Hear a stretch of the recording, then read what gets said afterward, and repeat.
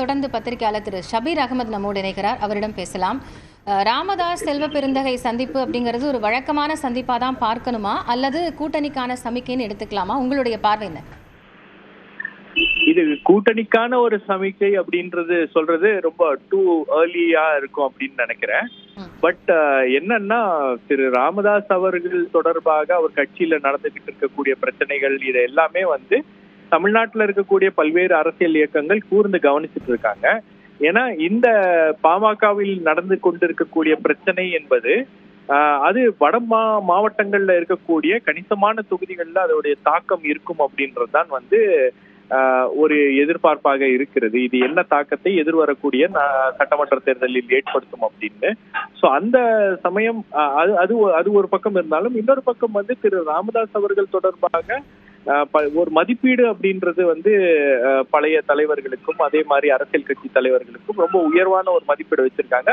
அரசியல் மாச்சரியங்கள் எல்லாம் கடந்து, அரசியல் முரண்பாடுகளை எல்லாம் கடந்து திரு ராமதாஸ் அவர்களுடைய பணி அப்படின்றது இங்க இருக்கக்கூடிய எல்லா தலைவர்களும் அதை ஏற்றுக்கொள்வார்கள். அதை ரொம்பவே உயர்த்திதான் பேசுவாங்க, உயர்வாதான் பேசுவாங்க.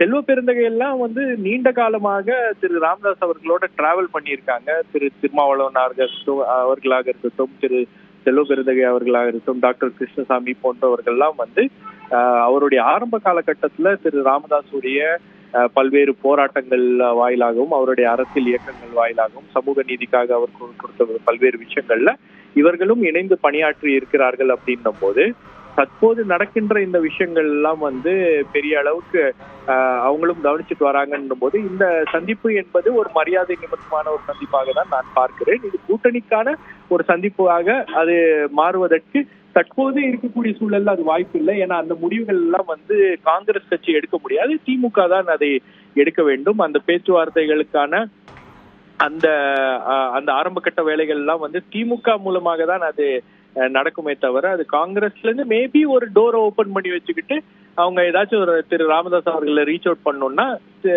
செல்வ பெருந்தகை அவர்களுக்கு இருக்கக்கூடிய அவங்களுக்கு இருக்கக்கூடிய அந்த ரிலேஷன்ஷிப் மூலமாக அதை செய்யலாம், அதை பேசலாம் அப்படின்ற ஒரு அடிப்படையில் அது இருக்கும். பட் இருந்தாலும் உங்களுக்கு இந்த பேக்டோர் நெகோசியேஷன்ஸ் அப்படின்றது எல்லா கட்சிகளிலும் தேர்தலுக்கு முன்பு அது நடந்து கொண்டே இருக்கும். அது அவங்க பேசிக்கிட்டே இருப்பாங்க. பட் அது எந்த இடத்துல ஃபைனலைஸ் ஆகுறது அப்படின்றதெல்லாம் இறுதிக்கட்ட முடிவுகள்லாம் திமுக தான் எடுக்கும் அப்படின்னு தான் நான் பாக்குறேன். தற்போது இந்த சந்திப்பு அப்படின்றது ஒரு மரியாதை நிமித்தமான ஒரு சந்திப்பு, அதே போல ஒரு பர்சனல் சந்திப்பாக தான் நான் அதை பாக்குறேன். நன்றி திரு ஷபீர் அகமது. இணைப்பில் உங்களுடைய கருத்துக்களை பகிர்ந்து கொண்டமைக்காக.